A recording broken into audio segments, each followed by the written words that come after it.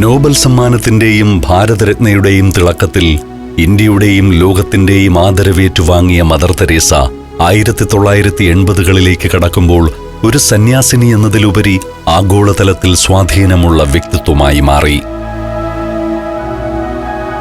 എന്നാൽ ഈ പ്രശസ്തി മദറിന് നൽകിയത് വലിയ ഉത്തരവാദിത്വങ്ങളും അതോടൊപ്പം കടുത്ത വെല്ലുവിളികളുമായിരുന്നു. 1980 മുതൽ 85 വരെയുള്ള 5 വർഷങ്ങൾ മിഷണറീസ് ഓഫ് ചാരിറ്റിയുടെ വളർച്ചയുടെയും രാഷ്ട്രീയ സാമൂഹിക പ്രതിസന്ധികളുടെയും കാലമായിരുന്നു.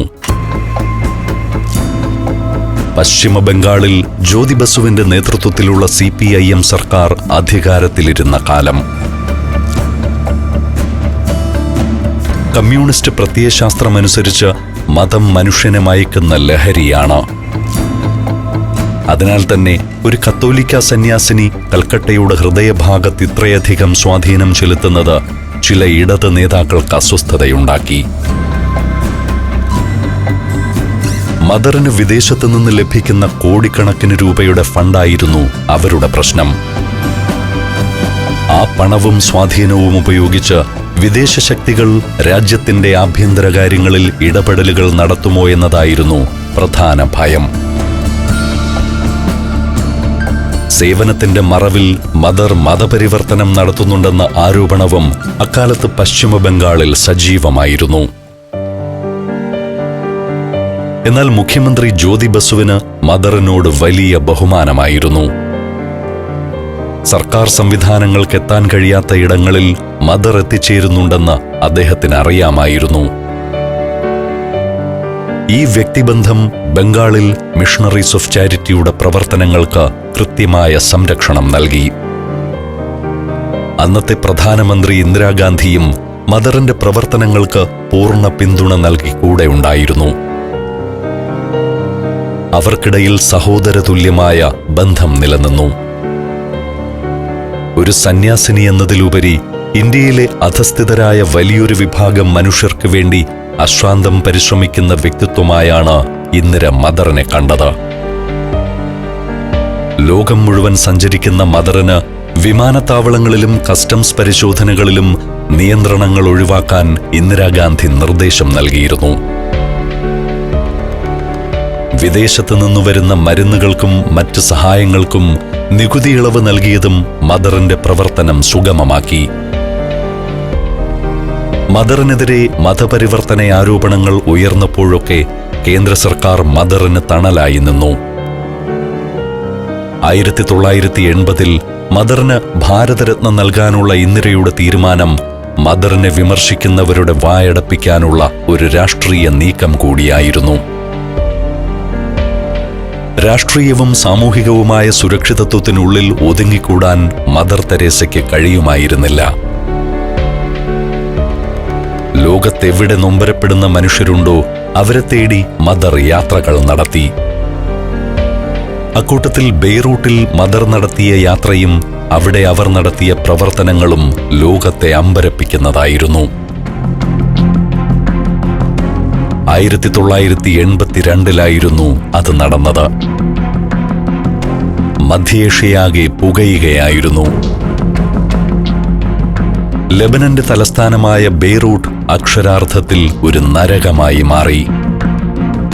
പാലസ്തീൻ ലിബറേഷൻ ഓർഗനൈസേഷനും ഇസ്രായേലും തമ്മിലുള്ള ശത്രുതയായിരുന്നു വലിയ സംഘർഷങ്ങൾക്ക് വഴിതെളിച്ചത്. ലെബനന്റെ തെക്കൻ മേഖലയിൽ തമ്പടിച്ചിരുന്ന PLO പോരാളികൾ ഇസ്രായേലിന് നേരെ നിരന്തരം ആക്രമണങ്ങൾ നടത്തി. ഇതിന് തിരിച്ചടിയായി ഇസ്രായേൽ ലെബനൻ പിടിച്ചെടുക്കാൻ നടത്തിയ നീക്കം വലിയൊരു യുദ്ധമായി മാറി. ഇസ്രായേൽ സൈന്യം വെസ്റ്റ് ബെയ്റൂട്ട് വളഞ്ഞു. ആകാശത്തുനിന്ന് ബോംബുകൾ നഗരങ്ങളിലേക്ക് വീണുകൊണ്ടിരുന്നു. തെരുവുകളിൽ വെടിയൊച്ചകൾ നിലയ്ക്കുന്നില്ല. ലോകം മുഴുവൻ ഭീതിയോടെ നോക്കി നിന്ന ആ യുദ്ധഭൂമിയിലേക്കാണ് 72 വയസ്സുള്ള സന്യാസിനി കടന്നു ചെന്നത്. യുദ്ധത്തിന്റെ ഏറ്റവും ക്രൂരമായ മുഖം വെസ്റ്റ് ബെയ്റൂട്ടിലെ ഒരു മാനസികാരോഗ്യ കേന്ദ്രത്തിലായിരുന്നു. മാനസികമായും ശാരീരികമായും വെല്ലുവിളി നേരിടുന്ന 100-ലധികം കുഞ്ഞുങ്ങൾ അവിടെ കുടുങ്ങിക്കിടന്നു. നഴ്സുമാരും ഡോക്ടർമാരും ഭയന്നോടിപ്പോയിരുന്നു. ആ കുഞ്ഞുങ്ങൾക്ക് ചുറ്റും ബോംബുകൾ വീണുകൊണ്ടിരുന്നു. ഭക്ഷണമോ വെള്ളമോ ഇല്ലാതെ വെടിയൊച്ചകൾ കേട്ട് ഭയന്ന് വിറച്ച് ആ കുഞ്ഞുങ്ങൾ മരണത്തെ കാത്തു കഴിയുന്ന വാർത്ത മദറിന്റെ ചെവിയിലെത്തി. അവർക്കവിടേക്ക് പോകാതിരിക്കാൻ കഴിയുമായിരുന്നില്ല. റെഡ് ക്രോസ് അധികൃതർ മദറിനെ തടയാൻ ശ്രമിച്ചു. അങ്ങോട്ടേക്ക് പോകുന്നത് ആത്മഹത്യയ്ക്ക് തുല്യമാണെന്ന് അവർ മുന്നറിയിപ്പ് നൽകി. എന്നാൽ മദർ വഴങ്ങിയില്ല. മദറിനോട് അവർ പറഞ്ഞു, ഇതൊരു യുദ്ധമാണ് മദർ, ആരും വെടിനിർത്താൻ പോകുന്നില്ല. മദർ കണ്ണുകളടച്ച് ശാന്തമായി പറഞ്ഞു, ഞാൻ കന്യാമറിയത്തോട് പ്രാർത്ഥിച്ചു, നാളെ വെടിനിർത്തലുണ്ടാകും. അവിശ്വസനീയമെന്ന് പറയട്ടെ, പിറ്റേന്ന്, അതായത് 1982 ഓഗസ്റ്റ് 14 മാസങ്ങളായി വിറങ്ങലിച്ചു നിന്ന ബെയ്റൂട്ട് നഗരത്തിൽ വെടിയൊച്ചകൾ നിലച്ചു. ഇസ്രയേൽ സൈന്യവും പാലസ്തീൻ പോരാളികളും താൽക്കാലികമായി ആയുധം താഴെ വച്ചു. ഒരു നിശ്ചിത സമയത്തേക്ക് സീസ് ഫയർ പ്രഖ്യാപിക്കപ്പെട്ടു. മദർ ഒട്ടും വൈകിയില്ല. തന്റെ നീലക്കരയുള്ള വെള്ളസാരിയുമൊടുത്ത് റെഡ് ക്രോസിന്റെ ആംബുലൻസിൽ കയറി. പുകയുന്ന തെരുവുകളിലൂടെ, തകർക്കപ്പെട്ട കെട്ടിടങ്ങൾക്കിടയിലൂടെ ആംബുലൻസ് പാഞ്ഞു. അവരുടെ ലക്ഷ്യസ്ഥാനം വെസ്റ്റ് ബെയ്റൂട്ടിലെ തകർക്കപ്പെട്ട ആരോഗ്യ കേന്ദ്രമായിരുന്നു. ആശുപത്രിയിലെത്തിയ മദർ കണ്ടത് ഭയാനകമായ കാഴ്ചകളാണ്. ശാരീരികമായി അവശരായ, ഭിന്നശേഷിക്കാരായ 100ഓളം കുഞ്ഞുങ്ങൾ. മദർ അവരെ വാരിപ്പുണർന്നു. അവരുടെ ശരീരത്തിലെ അഴുക്കും മുറിവുകളും കണ്ട് മദറിന്റെ കണ്ണുകൾ നിറഞ്ഞു. മദർ അവരെ പരിചരിച്ചു. ഓരോ കുഞ്ഞിനെയും ആംബുലൻസിലേക്ക് മാറ്റുമ്പോൾ മദറിന്റെ മുഖത്തുണ്ടായിരുന്ന ആത്മവിശ്വാസം കണ്ട് റെഡ് ക്രോസ് പ്രവർത്തകർ പോലും അമ്പരന്നുപോയി. യുദ്ധത്തിന്റെ കനൽ പുകയുന്ന ബെയ്റൂട്ടിൽ നിന്ന് ആ കുഞ്ഞുങ്ങളെ സുരക്ഷിത സ്ഥാനത്തേക്ക് മാറ്റുന്നതുവരെ മദർ തന്റെ പ്രവർത്തനങ്ങൾ തുടർന്നു. എന്നാൽ ഈ പ്രശസ്തിക്കിടയിലും വിവാദങ്ങൾ നിഴലുപോലെ മദറിനെ പിന്തുടർന്നു. പാശ്ചാത്യ ലോകത്തെ അന്വേഷണാത്മക പത്രപ്രവർത്തകർ മിഷണറീസ് ഓഫ് ചാരിറ്റിയുടെ സാമ്പത്തിക സ്രോതസ്സുകളിലേക്ക് കണ്ണിറഞ്ഞു തുടങ്ങി. പുരസ്കാരങ്ങളായി ലഭിച്ച തുകകളും ലോകമെമ്പാടുമുള്ള ദശലക്ഷക്കണക്കിന് ആളുകൾ അയച്ചുകൊടുത്ത സംഭാവനകളും എവിടെ പോകുന്നു എന്നതായിരുന്നു പ്രധാന ചോദ്യം.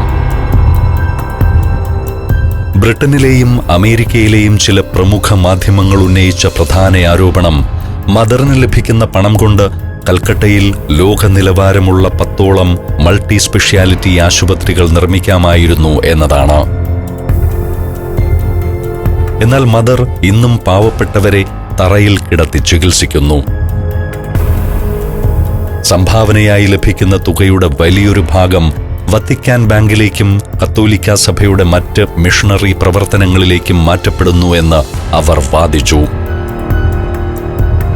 പാവപ്പെട്ടവരുടെ പേരിൽ പണം വാങ്ങി അത് സഭയുടെ വളർച്ചയ്ക്കായി ഉപയോഗിക്കുന്നു എന്നതായിരുന്നു ഇക്കാലത്തുയർന്ന ഏറ്റവും കടുത്ത വിമർശനം.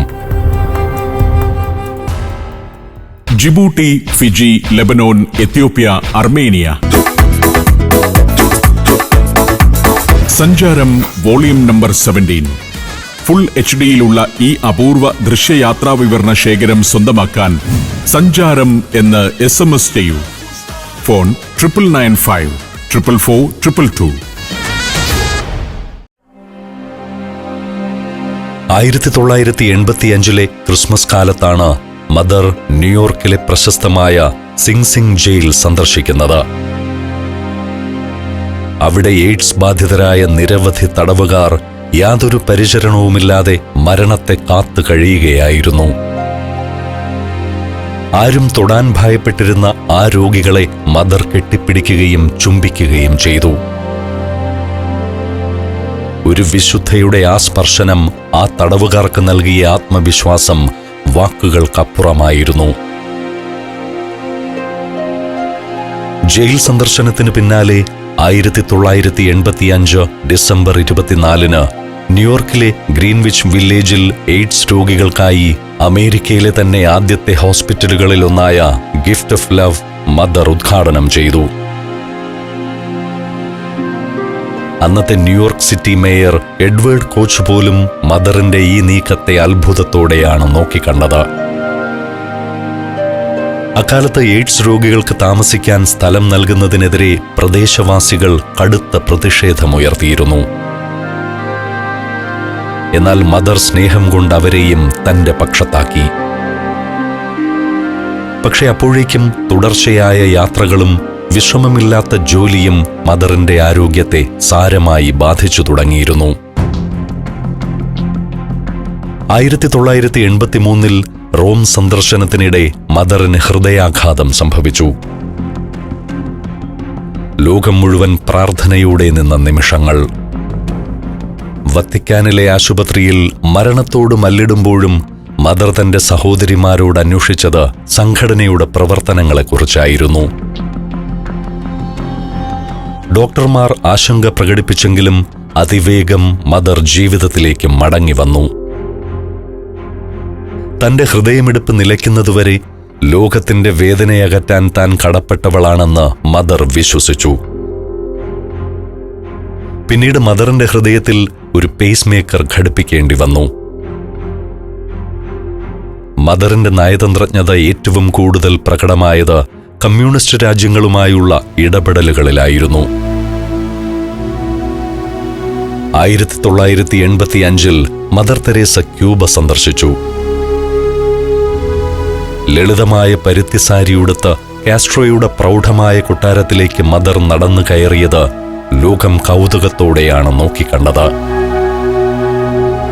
മതപരമായ പ്രവർത്തനങ്ങൾക്ക് കടുത്ത നിയന്ത്രണങ്ങളുള്ള ആ ചുവന്ന മണ്ണിൽ ഫിദൽ കാസ്ട്രോയുമായി മദർ നടത്തിയ കൂടിക്കാഴ്ച ചരിത്രമായിരുന്നു. ദൈവമില്ലെന്ന് വിശ്വസിക്കുന്ന കാസ്ട്രോയെ കൊണ്ട് തന്റെ മിഷണറീസ് ഓഫ് ചാരിറ്റിയുടെ കേന്ദ്രം ക്യൂബയിൽ തുടങ്ങാൻ മദർ അനുവാദം വാങ്ങിച്ചു. എന്റെ രാജ്യത്തെ ദരിദ്രർക്കും നിങ്ങളുടെ സ്നേഹം ആവശ്യമാണ് എന്ന് കാസ്ട്രോയ്ക്ക് അന്ന് പറയേണ്ടി വന്നു. അത് സ്നേഹത്തിന്റെ രാഷ്ട്രീയത്തിന് ലഭിച്ച വലിയൊരു അംഗീകാരമായിരുന്നു.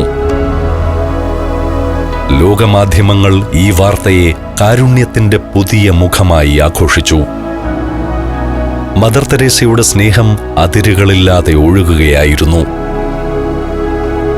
ആഫ്രിക്കൻ രാജ്യമായ എത്യോപ്യയിൽ കടുത്ത വരൾച്ചയും ആഭ്യന്തര യുദ്ധവും കാരണം ലക്ഷക്കണക്കിന് മനുഷ്യർ പട്ടിണി മരണത്തിന്റെ വക്കിലായിരുന്നു. നൂറ്റാണ്ടിന്റെ ദാരിദ്ര്യമെന്ന് മാധ്യമങ്ങൾ അതിനെ വിശേഷിപ്പിച്ചു. ദിവസവും ആയിരങ്ങൾ മരിച്ചു വീഴുമ്പോഴും രാഷ്ട്രീയ കാരണങ്ങളാൽ പല രാജ്യങ്ങളും സഹായം നൽകാൻ മടിച്ചു നിന്നു. ആ വാർത്തകൾ കണ്ട മദർ തെരേസയ്ക്ക് അടങ്ങിയിരിക്കാൻ കഴിഞ്ഞില്ല. അവശതകൾ വകവയ്ക്കാതെ മദർ നേരെ എത്യോപ്യയിലേക്ക് പറന്നു. അവിടെ എത്തിയ മദർ കണ്ടത് നരകതുല്യമായ കാഴ്ചകളാണ്. പൊടിപടലങ്ങൾ നിറഞ്ഞ ക്യാമ്പുകളിൽ ജീവനും മരണത്തിനുമിടയിൽ പിടയുന്ന ലക്ഷക്കണക്കിന് മനുഷ്യർ. വെള്ളമില്ലാതെ വിണ്ടുകീറിയ ഭൂമിയിൽ അസ്ഥികൂടങ്ങൾ പോലെ മെലിഞ്ഞ കുഞ്ഞുങ്ങൾ. എത്യോപ്യൻ ദൗത്യത്തിനിടയിൽ മദർ ഒരു കുഞ്ഞിനെ കയ്യിലെടുത്ത് നിൽക്കുന്ന ചിത്രം ലോകത്തിന്റെ മനസാക്ഷിയെ തട്ടിയുണർത്തി.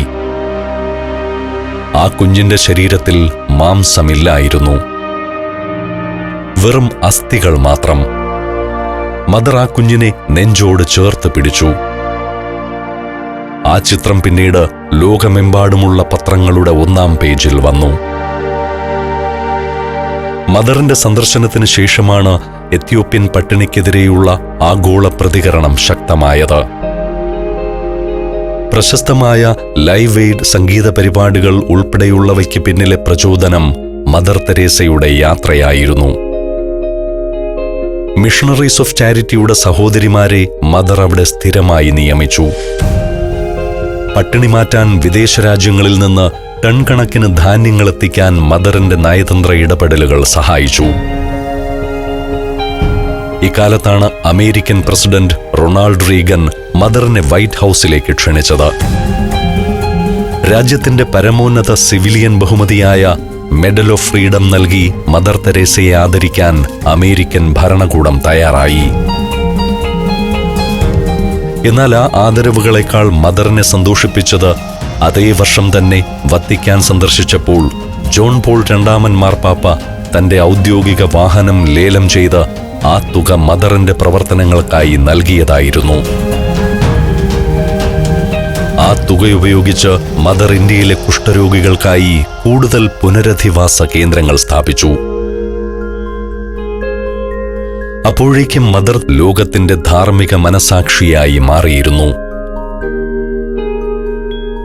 1980 മുതൽ 85 വരെയുള്ള ഈ 5 വർഷങ്ങൾ മദറിനെ സംബന്ധിച്ച് അഗ്നിപരീക്ഷകളുടെ കാലമായിരുന്നു. സ്വന്തം ആരോഗ്യം ക്ഷയിക്കുമ്പോഴും ഹൃദയമിടിപ്പ് നിലനിർത്താൻ പേസ് മേക്കർ സഹായിക്കുമ്പോഴും ആ ഹൃദയം തുടിച്ചത് ലോകത്തിലെ മുഴുവൻ പാർശ്വവൽക്കരിക്കപ്പെട്ടവർക്ക് വേണ്ടിയായിരുന്നു. രാഷ്ട്രീയ ആരോപണങ്ങൾ ഉന്നയിച്ചവർ പോലും മദറിന്റെ ആത്മബലത്തിന് മുന്നിൽ ഒടുവിൽ നിശബ്ദരായി. കൽക്കട്ടയുടെ ചേരികളിൽ നിന്ന് തുടങ്ങിയ ആ ചെറിയ പ്രയാണം 5 വൻകരകളിലും സ്നേഹത്തിന്റെ വിത്തുകൾ പാകിക്കഴിഞ്ഞിരുന്നു.